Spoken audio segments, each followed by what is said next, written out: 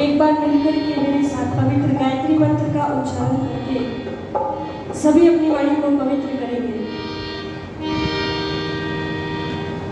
ओम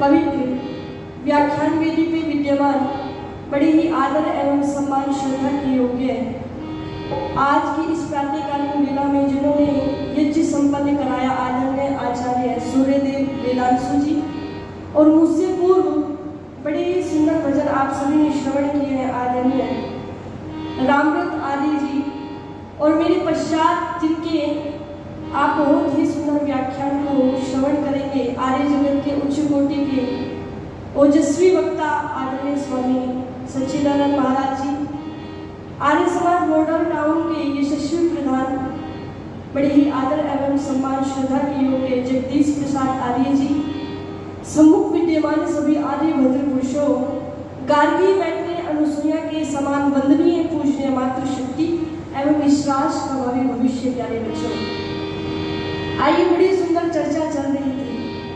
मुझे भी कुछ समय मिला है कि मैं भजनों के माध्यम से अपनी कुछ बात रखूं, इसी आशा और विश्वास के साथ कि आप सभी धैर्यपूर्वक सुनेंगे। आइए बड़ी सुंदर बात कही है कि ये नादान इंसान अपना रोजमर्रा का सभी कार्य करता है, लेकिन उस प्रभु के भजन के लिए चिंतन के लिए समय नहीं है।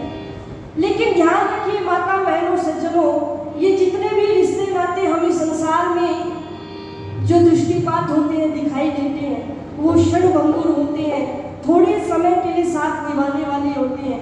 जीवात्मा और परमात्मा का संबंध एक समान एक रस ज्यों का त्यों बना ही रहता है। हमारे पिछले जन्म में माता पिता कोई और थे, इस जन्म में माता पिता कोई और मिले हैं और आने वाले जितने भी जन्म होंगे इसमें माता पिता वो लोग अलग अलग मिलेंगे। इसलिए आप सच्चा रिश्ता कौन सा है तो इस भजन के माध्यम से श्रवण करते हैं। क्या लिखा कि परम पिता ईश्वर का, अरे परम पिता ईश्वर का चिंतन लगाना देगा। भक्ति भक्ति भक्ति लगाना देगी, भक्ति लगाना देगा, भक्ति लगाना देगी।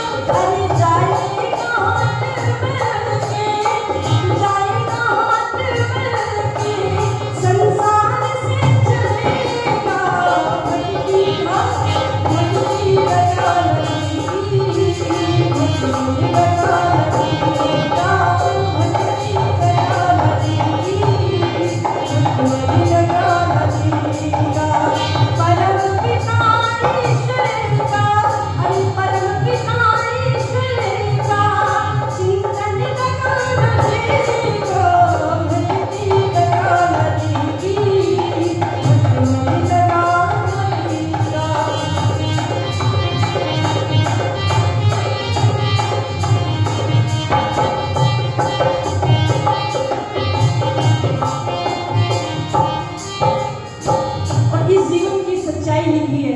माताओं बहनों सज्जनों, महर्षि डॉक्टर सरस्वती महाराज जी जिन्होंने अमर ग्रंथ सत्यार्थ प्रकाश की रचना की, वो सत्यार्थ प्रकाश में लिखते हैं कि प्रातःकालीन वेला में न्यून से न्यून 1 घंटा और सायंकालीन वेले में भी बोलो 1 घंटा उस परम पिता परमेश्वर का चिंतन मनन करना चाहिए।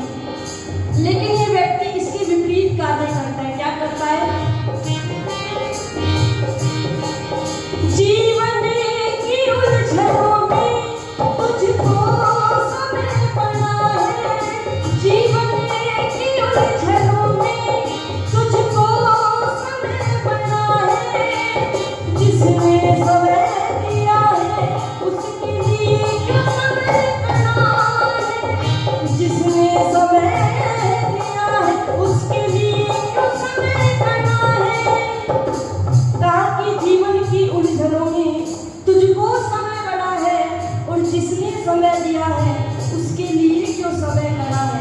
क्योंकि उस परमपिता परमेश्वर के लिए व्यक्ति जब कहते हैं ना कि भगवान का भजन कर लो, सत्संग चल रहा है मॉडर्न टाउन हमारे समाज में, तो सबका यही उत्तर होता है कि बहन जी समय खोजा, अर्थात समय है ही नहीं उसके पास। लेकिन जब सत्संग के बाद हम देखते हैं तो कुछ बुजुर्ग बैठ करके ताश की पत्तियां खेल रहे हैं और हम जाकर के कहते हैं कि भाई साहब बाबा जी अब क्या कर रहे हो, तो कहते हैं कि बहन जी सुबह से लेकर के शाम तक का इतना लंबा चौड़ा समय, तो इसे काटने के लिए भी कुछ ना कुछ उपाय करना पड़ता है कि भगवान के भजन के लिए समय नहीं और ताश की पत्तियां खेलने के लिए समय काटने के लिए कुछ ना कुछ उपाय करता है। कहा क्या? जीवन की उलझनों में तुझको समय पड़ा है, जीवन की उलझनों में तुझको समय पड़ा है, जिसने समय दिया है उसके लिए क्यों समय पड़ा है, उसके लिए क्यों समय पड़ा है। रोएगा हाथ में, रोएगा हाथ में, संसार से चलेगा भक्ति, भक्ति लगा लगेगी, भक्ति लगा लगेगा, भक्ति लगा लगेगी, भक्ति लगा लगेगा। परम पिता ईश्वर का, परम पिता ईश्वर का चिंतन लगा लगेगा, भक्ति लगा लगेगी, भक्ति लगा लगेगा, भक्ति लगा लगेगा।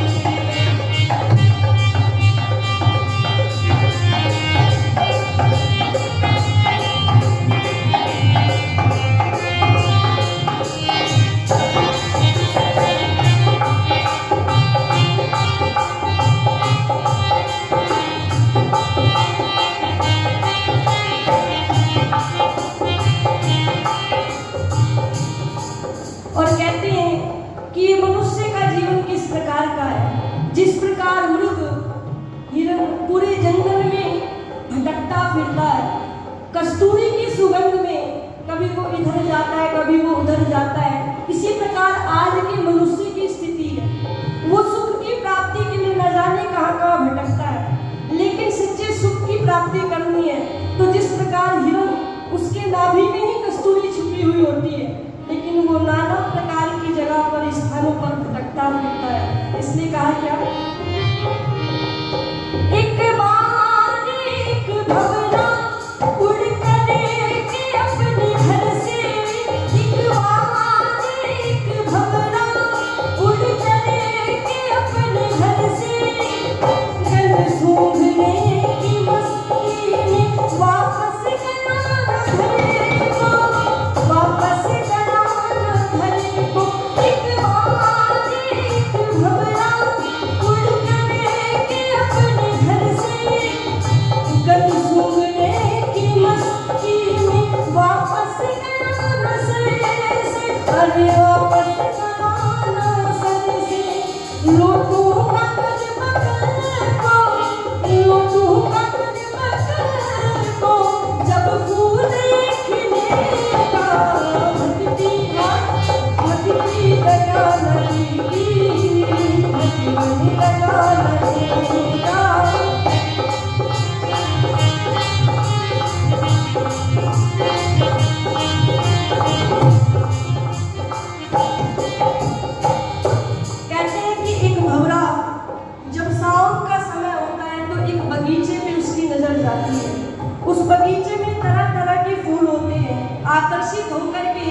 सुगंध लेने की दृष्टि से वो एक फूल पे जाकर के बैठ जाता है और उस फूल की ये विशेषता होती है कि जब तक सूर्य का प्रकाश होता है तो वो खिलता रहता है, लेकिन जैसे ही सूर्य का प्रकाश समाप्त होता है वो फूल बंद हो जाता है।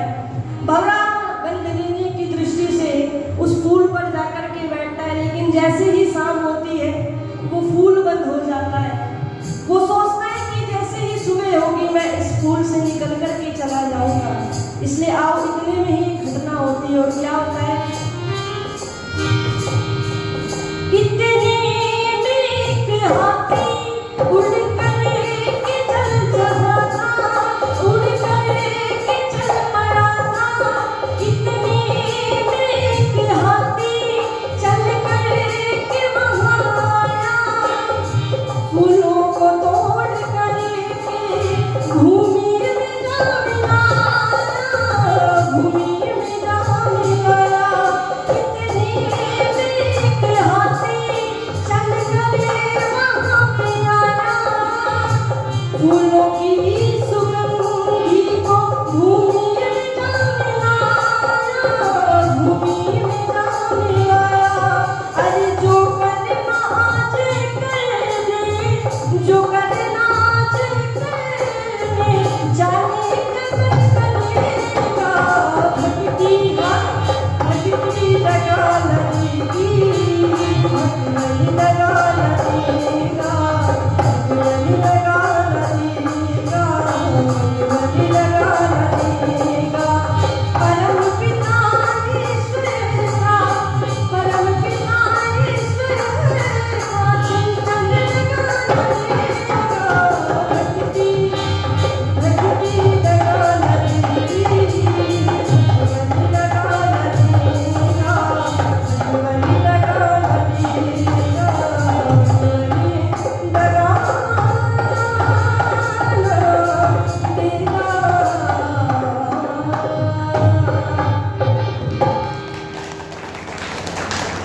बोलिए सत्य सनातन वैदिक धर्म